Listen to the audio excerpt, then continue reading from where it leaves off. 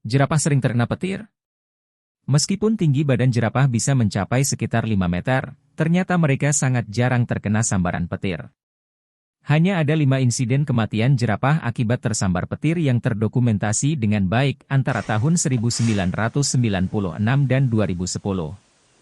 Dengan populasi jerapah global sekitar 140.000 ekor pada periode itu, ini berarti hanya sekitar 0,003 kematian per 1.000 jerapah per tahun. Ini adalah risiko yang sangat rendah, namun tetap saja 30 kali lebih tinggi daripada tingkat kematian akibat sambaran petir pada manusia di Amerika Serikat.